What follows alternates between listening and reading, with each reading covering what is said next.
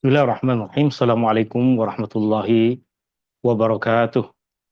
Alhamdulillahilladzi bi ni'matihi tatimmu shalihat. Alladzi hadana li hadza wa ma kunna linahtadiya laula an hadanallah. Asyhadu an la ilaha illallah wahdahu la syarika lah wa asyhadu anna Muhammadan abduhu wa rasuluh. Allahumma shalli ala Muhammad wa ala ali Muhammad kama shallaita ala ali Ibrahim innaka Hamidum Majid. اللهم بارك على محمد وعلى آل محمد كما باركت على آل إبراهيم إنك حميد مجيد. سبحانك لا علم لنا إلا ما علمتنا إنك أنت السميع العليم.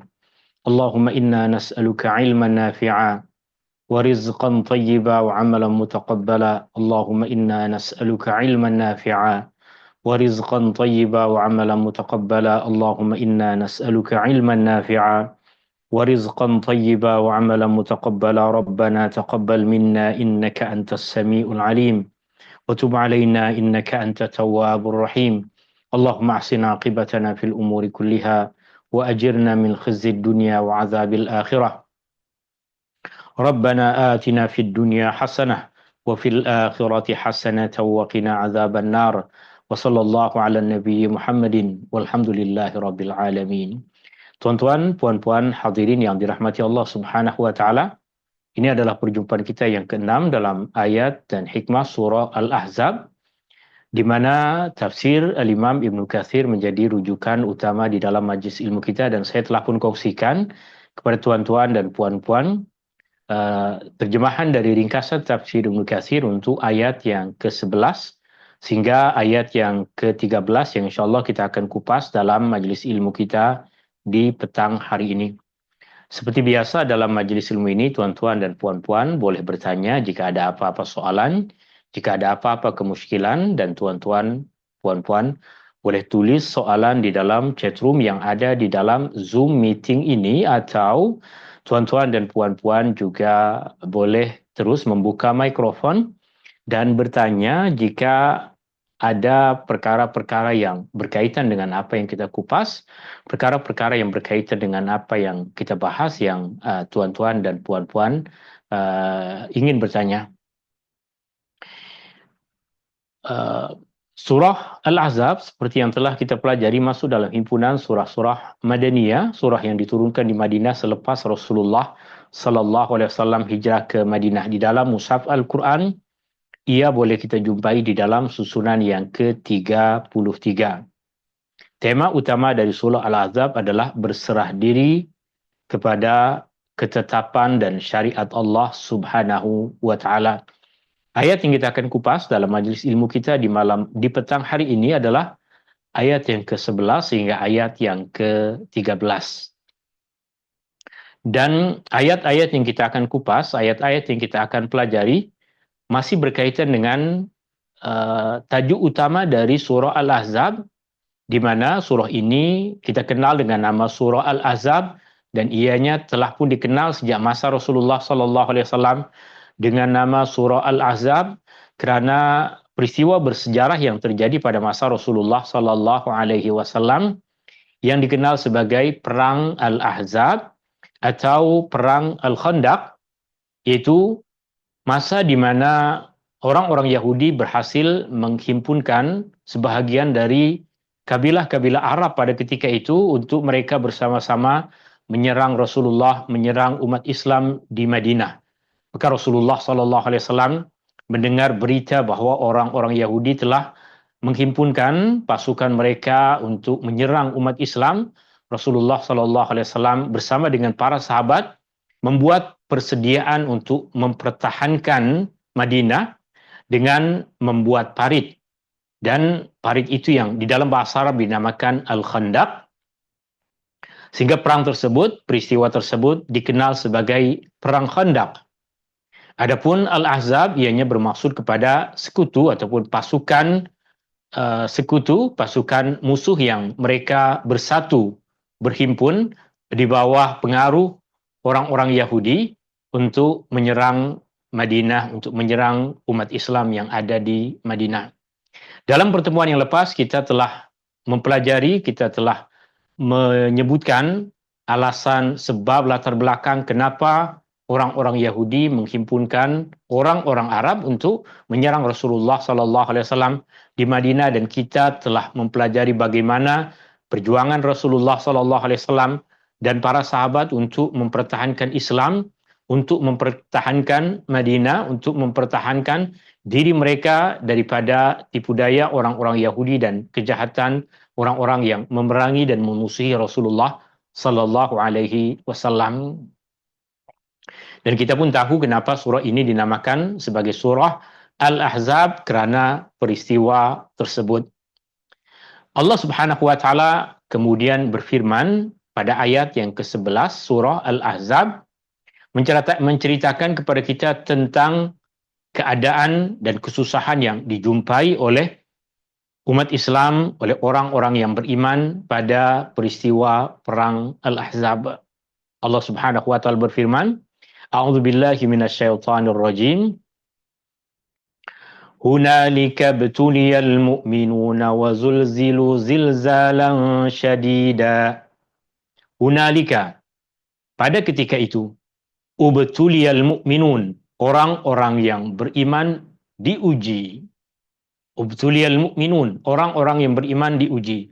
Rasulullah sallallahu alaihi wasallam diuji, para sahabat diuji, orang-orang yang beriman betul-betul diuji.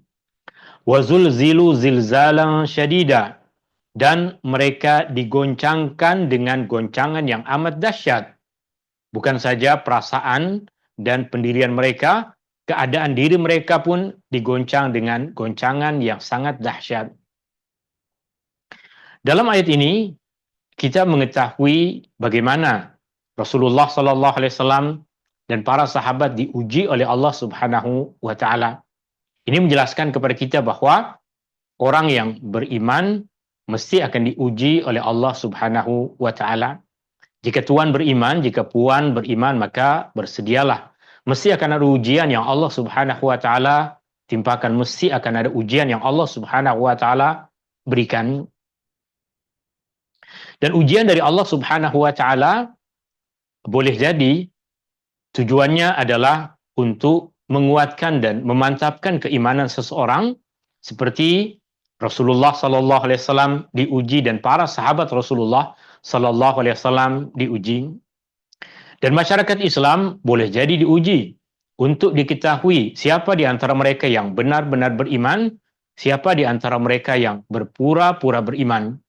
Orang yang beriman akan tetap berpegangan pada keimanan apapun ujian yang Allah Subhanahu wa taala timpakan kepada mereka. Orang yang hati mereka lemah akan menzahirkan kelemahan iman mereka. Orang-orang yang tidak beriman akan menzahirkan sifat munafik yang ada di dalam diri mereka. Lebih kurang itu yang terjadi pada masyarakat Madinah ketika Allah Subhanahu wa taala uji mereka dengan peristiwa Al-Ahzab, di mana Rasulullah sallallahu alaihi wasallam diuji, orang-orang yang beriman yang mantap keimanan mereka diuji, orang-orang yang beriman yang lemah keimanan mereka diuji, dan orang-orang yang munafik semua diuji oleh Allah Subhanahu wa taala. Tapi bagaimana respon mereka semua? Bagaimana Rasulullah sallallahu alaihi wasallam menghadapi ujian tersebut? Bagaimana orang-orang yang kuat dan mantap keimanan mereka menghadapi ujian yang diberikan oleh Allah Subhanahu wa taala, dan bagaimana pula orang-orang yang lemah keimanan mereka menghadapi ujian ini, bagaimana pula sikap orang-orang munafik ketika mereka diuji oleh Allah Subhanahu wa taala.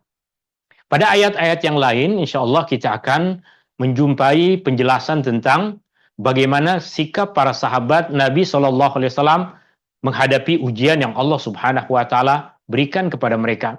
Bagaimana sikap Rasulullah sallallahu alaihi wasallam, sikap orang-orang yang beriman menghadapi ujian yang Allah Subhanahu wa taala berikan.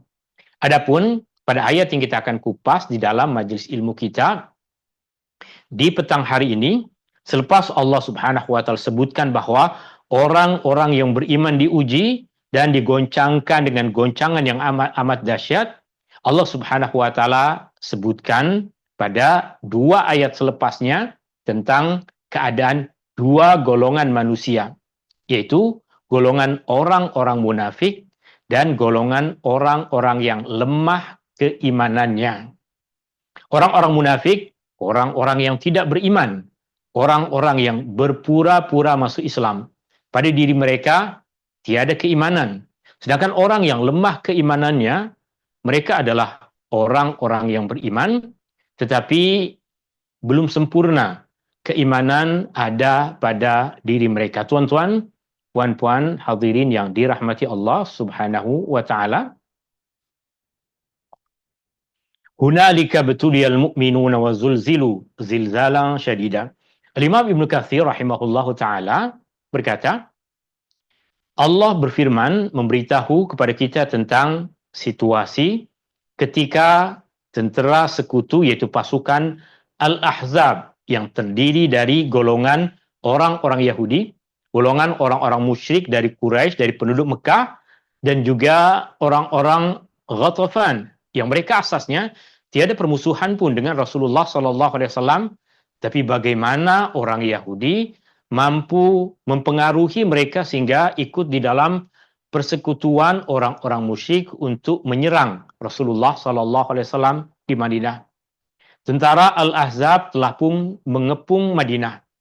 Orang-orang Islam berada dalam keadaan yang sangat sukar dan sempit. Rasulullah SAW tetap ada bersama dengan mereka. Mereka diuji dengan ujian yang sangat berat. Sehingga Imam Ibnu Katsir mengatakan, pada ketika itu kemunafikan muncul. Apa maksud kemunafikan muncul? Orang-orang yang dulu semula menyembunyikan sifat munafik yang ada pada diri mereka, sekarang dah muncul di hadapan, dah menzahirkan sifat kemunafikan yang ada di dalam diri mereka. Demikian juga orang-orang yang mempunyai penyakit di dalam hati mereka, orang-orang yang lemah keimanannya menzahirkan apa yang ada di dalam hati mereka. Perlu kita bezakan antara orang-orang munafik dengan orang-orang yang lemah keimanan mereka. Orang-orang munafik bukan orang Islam. Orang-orang munafik bukan orang yang beriman. Orang-orang yang imannya lemah masuk dalam golongan orang Islam, masuk dalam golongan orang-orang yang beriman, tapi keimanan mereka lemah. Apa yang menyebabkan keimanan seseorang lemah? Yang pertama adalah ilmu. Semakin kurang ilmu yang ada pada diri seseorang, semakin lemah keimanan yang ada padanya. Semakin banyak ilmu tentang agama, ilmu tentang keimanan, ilmu tentang Allah, sifat-sifat Allah, nama-nama Allah, tentang Al-Quran, tentang Rasulullah SAW, semakin banyak ilmu yang ada pada diri seseorang, semakin besar jalan untuk dia mendapatkan keimanan yang kuat. Keimanan yang lemah, penyebab yang pertama adalah ilmu. Kemudian yang kedua, penyebab yang kedua yang menyebabkan keimanan seseorang menjadi lemah adalah amal perbuatan. Keimanan yang ada di dalam hati perlu kita zahirkan dengan amal perbuatan. Semakin banyak amal kebaikan yang kita lakukan dengan asas keimanan itu, semakin banyak amal ibadah yang kita lakukan kepada Allah Subhanahu wa taala, maka ia akan semakin memantapkan dan menguatkan keimanan kita. Kerana itulah Allah Subhanahu wa taala syariatkan kepada kita ibadah pada masa-masa tertentu agar kita sentiasa kembali kepada Allah Subhanahu wa taala. Dan penyebab yang ketiga yang menyebabkan seseorang menjadi lemah keimanannya adalah bisikan-bisikan dari syaitan. Sama ada syaitan dari golongan jin atau bisikan-bisikan keraguan dari syaitan dalam rupa manusia yang menyebarkan fitnah terhadap agama, yang menyebarkan perkara-perkara yang merusak keimanan. Itu di antara 3 perkara yang menyebabkan lemah iman seseorang. Pada masa Rasulullah SAW ada orang beriman, ada orang munafik. Di antara orang-orang yang beriman ada orang-orang yang telah lama mendapatkan tunjuk ajab dan pendidikan serta tarbiyah dari Rasulullah Sallallahu Alaihi Wasallam. Mantap keimanan mereka, kuat keyakinan mereka, dan betul ibadah mereka yang mereka lakukan kepada Allah Subhanahu wa Ta'ala. Ada sebahagian dari orang-orang yang masuk Islam, mereka tak lama duduk dengan Rasulullah Sallallahu Alaihi Wasallam, sehingga sebahagian dari mereka belum lagi kuat, sebahagian dari mereka belum lagi mantap keimanan mereka. Itulah golongan orang-orang yang disifatkan sebagai ada sesuatu di dalam hati mereka, ada penyakit di dalam hati mereka. Al-Imam Ibnu Katsir kembali mengatakan, kemudian Allah Subhanahu wa Ta'ala berfirman menjelaskan tentang dua golongan ini. Allah Subhanahu wa Ta'ala berfirman, وَإِذْ يَقُولُ الْمُنَافِقُونَ وَالَّذِينَ فِي قُلُوبِهِم مَّرَضٌ مَا وَعَدَنَا اللَّهُ وَرَسُولُهُ إِلَّا غُرُورًا.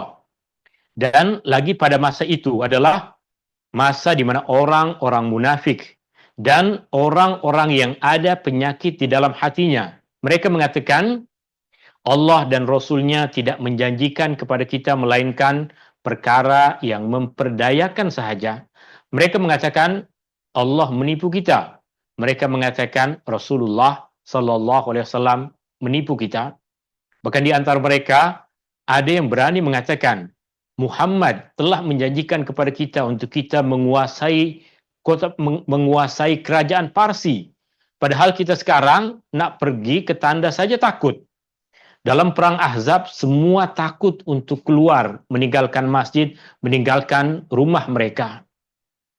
Pada ketika itu Rasulullah Sallallahu Alaihi Wasallam pernah mengatakan bahwa yang bermaksud umat Islam akan menguasai Parsi.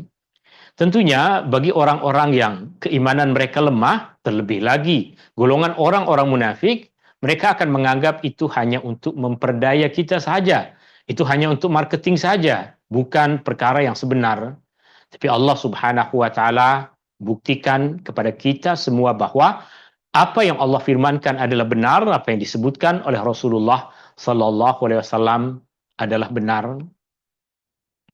Imam Ibnu Katsir mengatakan, orang munafik menunjukkan sifat kemunafikannya, dan orang yang mempunyai keraguan di dalam hatinya, atau orang yang ada perasaan kebencian kerana keadaan umat Islam yang lemah. Pada ketika itu, mereka menzahirkan apa yang ada di dalam diri mereka disebabkan kelemahan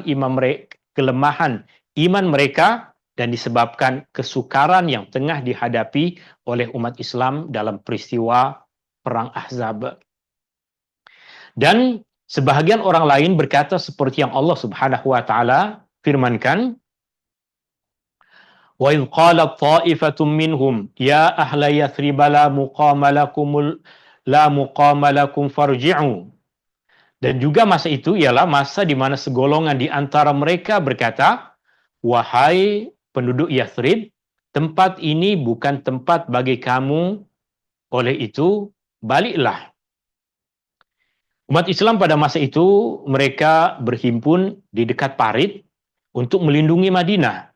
Maka sebahagian orang munafik dan sebahagian dari orang yang lemah keimanannya mula menyebarkan berita sesama mereka dengan mengatakan, ini bukan tempat kita, ini bukan tempat kita. Sepatutnya kita berada di tempat yang lebih baik. Kenapa kita duduk menanti kedatangan musuh? Bukankah kita adalah penduduk Madinah? Bukankah kita adalah penduduk Yathrib? Dan Yathrib adalah nama dari negeri Madinah. Yathrib tak macam ini. Dulu tak ada Muhammad, Yathrib tak pernah ada peristiwa seperti ini. Sekarang dengan adanya Muhammad di antara mereka terjadi perkara-perkara yang menyebabkan kita tak rasa aman duduk di negeri Yathrib. Ini yang dikatakan oleh sebagian orang munafik kepada sebagian mereka, sebagian orang yang lemah keimanannya kepada sebahagian yang lain. Perkataan Yathrib bermaksud Madinah. Yathrib adalah nama Madinah sebelum Rasulullah SAW hijrah ke Madinah. Dan Al-Imam Ibnu Katsir mengatakan, dikatakan bahwa asal usul nama Yathrib adalah nama seorang lelaki yang dulu pada masa jahiliyah dahulu menetap di sana dari golongan Amaliq yang bernama Yathrib, bin Ubaid bin Mahlayil bin Aus bin Amlak bin Laud bin Iram bin Sam bin Nu, seperti yang dikatakan oleh As-Suhaili. Ini menunjukkan kepada kita bahwa Yathrib yang disebutkan di dalam Al-Quran, ianya merujuk kepada negeri Madinah. Ia adalah nama kepada Madinah sebelum Rasulullah SAW menetap di sana. Perkataan orang tadi yang mengatakan la muqama lakum, tempat ini bukan tempat bagi kamu, yaitu tempat di mana Nabi dan para sahabatnya tengah mempertahankan Madinah dari serangan musuh. Orang-orang munafik mengatakan ini bukan tempat kita. Ini bukan tempat kita yang sepatutnya. Sepatutnya kita duduk di rumah, sepatutnya kita duduk selesa bersama dengan ahli keluarga kita, bukan duduk untuk menanti kedatangan panah yang menyerang di malam hari, tombak yang dilemparkan di malam hari. Bukan ini tempat kita. Kemudian farji'u, mereka mengatakan baliklah, pulanglah ke rumah masing-masing. Maksudnya kembalilah ke rumah dan tempat tinggal kamu. Bahkan di antara mereka ada yang datang kepada Rasulullah sallallahu alaihi wasallam dan meminta izin. Macam cantik mereka meminta izin kepada Rasulullah sallallahu alaihi wasallam, tapi meminta izin kepada Rasulullah sallallahu alaihi wasallam untuk tujuan yang buruk, meninggalkan Rasulullah sallallahu alaihi wasallam dan umat Islam dalam keadaan susah, berjuang mempertahankan Madinah untuk mereka kembali duduk di rumah mereka. Wa yasta'dhinu fariqum minhumun nabi wa yaquluna inna buyutana aurah wa ma hiya bi'aurah. Dan sebahagian dari mereka pula meminta izin kepada Nabi SAW sambil berkata, sesungguhnya rumah-rumah kami memerlukan perlindungan. Yaqulun, mereka mengatakan, inna buyutana, sesungguhnya rumah-rumah kami, aurah. Perkataan aurah bermaksud terdedah, perkataan aurah bermaksud terbuka. Sesungguhnya rumah kami terdedah. Apa maksud rumah kami terdedah? Rumah kami tiada perlindungan dari serangan musuh. Kami mahu datang ke rumah untuk memberikan perlindungan kepada rumah kami agar tidak diserang musuh. Rumah kami aurah, rumah kami terdedah. Boleh jadi ada pencuri yang datang masuk ke rumah kami, maka kami mahu melindungi rumah kami sebab rumah kami adalah harta kami. Wa ma hiya bi'aurah. Padahal hakikatnya rumah itu tidak memerlukan perlindungan dari sesiapapun sebab semua umat Islam tengah berjuang. Al-Aufi dari sahabat Nabi SAW Ibnu Abbas radhiyallahu anhu mengatakan mereka adalah Banu Haritha yang mengatakan bahwa itu adalah rumah-rumah kami takut akan kedatangan pencuri. Ibnu Ishaq menyebutkan bahwa orang yang mengatakan demikian adalah Aus bin Qaizi, yang bermaksud mereka meminta alasan untuk kembali ke rumah mereka kerana ia terdedah, itu tidak ada apa-apa yang menghalanginya dari musuh. Mereka takut akan hal itu. Yuriduna illa firara. Padahal yang mereka mahu, yang mereka tuju sebenarnya adalah untuk melarikan diri. Maksudnya bukan seperti yang mereka dakwakan, mereka hanya ingin melarikan diri dari medan perang. Umat Islam tengah diuji oleh Allah Subhanahu wa taala pada ketika itu. Dan sejarah kembali berulang di mana orang-orang Yahudi berhasil menghimpunkan umat manusia untuk menyerang umat Islam pada masa di mana umat Islam tiada Rasulullah SAW yang memimpin mereka, pada masa di mana umat Islam tidak memiliki khandak, parit yang boleh memberikan perlindungan kepada mereka.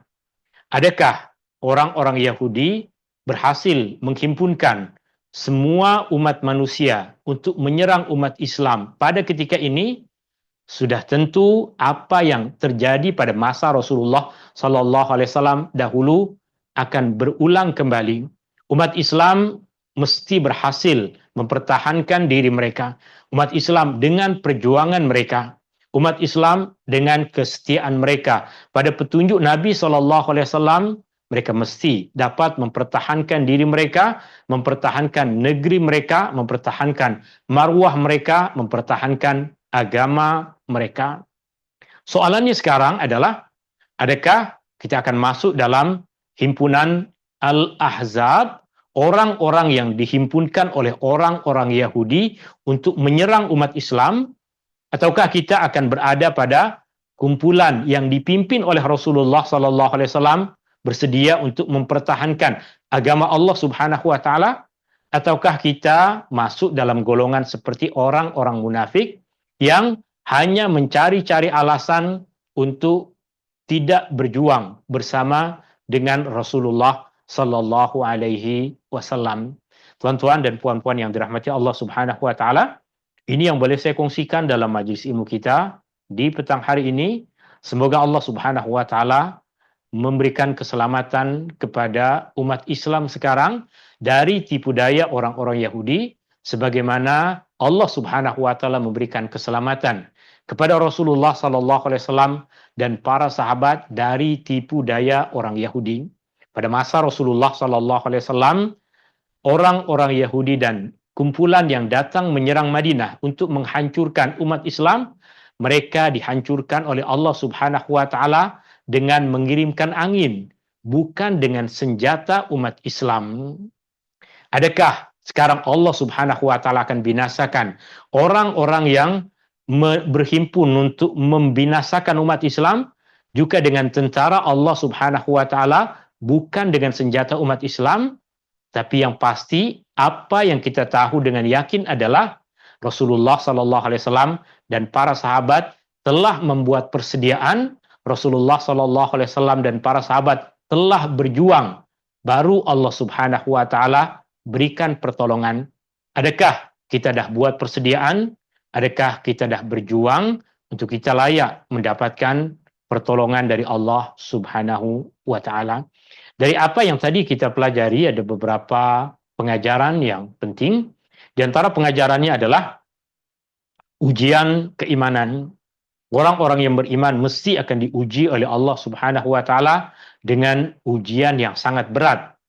Kerananya para nabi dan rasul diuji oleh Allah Subhanahu wa taala. Ujian dari Allah Subhanahu wa taala bukan tanda Allah murka atau marah kepada seseorang. Allah tidak marah kepada nabi, tapi Allah menguji nabi. Allah tidak murka kepada orang-orang yang beriman, tapi Allah memberikan ujian kepada orang-orang yang beriman. Kemudian pengajaran yang kedua, ujian berat dapat mengungkapkan sifat sebenar seseorang. Ujian perang Al-Ahzab telah mengungkap sifat sebenar orang-orang munafik. Ketika situasi menjadi sangat sukar, kemunafikan muncul dan orang-orang yang mempunyai penyakit di dalam hati mereka menzahirkan apa yang ada di dalam hati mereka. Wallahu ta'ala a'la wa a'lam. Hadani Allah wa iyyakum ajma'in. Subhanakallahumma wa bihamdika asyhadu an la ilaha illa ant astaghfiruka wa atubu ilaik. Allahumma anfa'na bima 'allamtana wa 'allimna ma yanfa'una wa zidna ilma wa sallallahu ala nabi Muhammadin walhamdulillahi rabbil alamin. Syukran. Assalamualaikum warahmatullahi wabarakatuh. Waalaikumsalam warahmatullahi wabarakatuh. Terima kasih Ustaz. Syukran. Jazakumullah khairan.